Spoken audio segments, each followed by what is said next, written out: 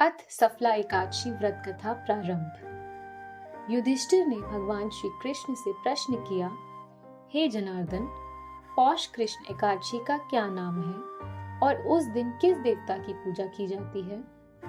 भगवान कहने लगे, हे धर्मराज, मैं तुम्हारे स्नेह के कारण तुमसे कहता हूँ कि एकादशी व्रत के अतिरिक्त मैं अधिक से अधिक दक्षिणा पाने वाले यज्ञ से भी प्रसन्न नहीं होता।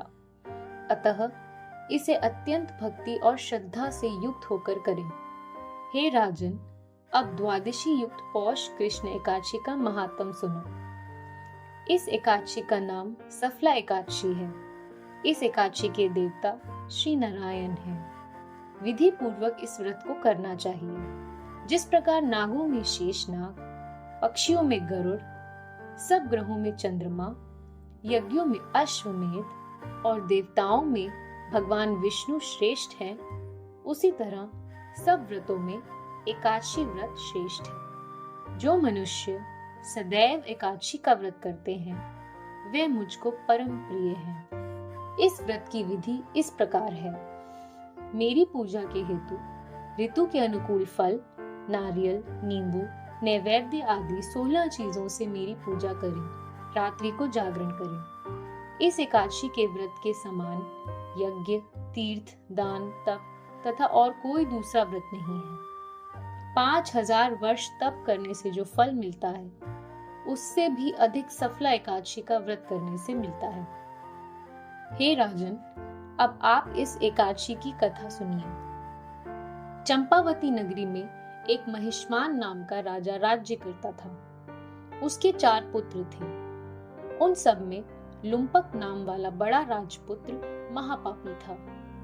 वह पापी सदा पर स्त्री तथा वैश्यागमन और दूसरे बुरे कर्मों में अपने पिता का धन नष्ट करता तथा सदैव ही देवता, ब्राह्मण और वैष्णवों की निंदा किया करता था। जब राजा को अपने बड़े पुत्र के ऐसे कुकर्मों का ज्ञान हुआ तो उसने अपने राज्य से उसे निकाल दिया। तब वह विचारने लगा कि अब मैं किधर जाऊं, क्या करूं? अंत में उसने चोरी का कर्म करने का निश्चय किया। वह दिन को वन में रहता और रात्रि को अपने पिता की नगरी में चोरी करता तथा प्रजा को तंग करने और उन्हें मारने का कुकर्म भी करता।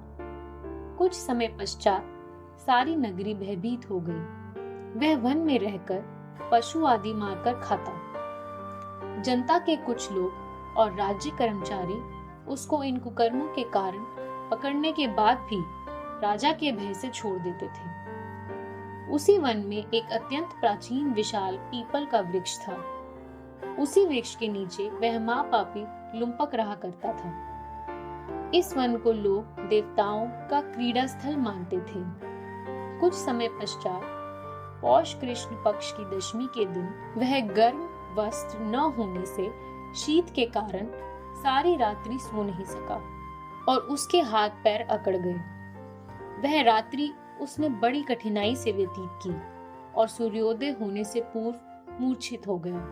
दूसरे दिन एकादशी को मध्याह्न के समय सूर्य की गर्मी से उसकी मूर्छा दूर हुई तो होश में आकर गिरता पड़ता वन में भोजन की खोज में गया, परंतु व्यथा के कारण जीवों को मारने में असमर्थ था। इस कारण वृक्षों से गिरे हुए फलों को बीनकर वृक्ष के नीचे आया। उस समय तक सूर्य भगवान अस्त हो गए थे। अतः उसने उन फलों को पीपल के वृक्ष के नीचे लाकर रख दिया और रोकर कहने लगा कि भगवान, यह सब फल आपके ही अर्पण हैं। आप ही इनसे तृप्त होइए। उस रात्रि को भी दुख के मारे उसे नींद भी न आई। इस उपवास तथा जागरण से भगवान अत्यंत प्रसन्न हुए और उसके सब पाप नष्ट हो गए। दूसरे दिन प्रातः समय एक अति सुंदर घोड़ा अनेक सुंदर वस्तुओं से सजा हुआ उसके सामने आकर खड़ा हो गया और इसी समय आकाशवाणी हुई, हे राजपुत्र, श्री नारायण की कृपा से तेरे सब पाप नष्ट हो गए हैं। अब तू अपने पिता के पास जाकर राज्य प्राप्त कर। ऐसी आकाशवाणी सुनकर वह बड़ा प्रसन्न हुआ और दिव्य वस्त्र धारण करके भगवान आपकी जय हो ऐसा कहकर अपने पिता के पास गया। उसके पिता ने बड़ी प्रसन्नता से उसे समस्त राज्य भार सौंपकर वन को चला गया। अब लुम्पक शास्त्रानुसार राज्य करने लगा। उसके स्त्री, पुत्र आदि सारा कुटुंब ही नारायण का परम भक्त हो गया तथा वृद्ध होने पर वह भी अपने पुत्र को राज्य का कार्य सौंपकर तपस्या करने के लिए वन में चला गया और अंत समय वैकुंठ को प्राप्त हुआ। अतः जो मनुष्य भक्ति पूर्वक सफला एकादशी का व्रत करते हैं उनको अंत में मुक्ति मिलती है। जो मनुष्य इस सफला एकादशी का व्रत नहीं करते वह पूंछ और सींगों से रहित पशु के समान है। इस सफला एकादशी के महात्म पढ़ने अथवा श्रवण करने से मनुष्य को अश्वमेध यज्ञ का फल प्राप्त होता है। इति श्री सफला एकादशी की व्रत कथा संपूर्ण। श्री नारायण भगवान की जय।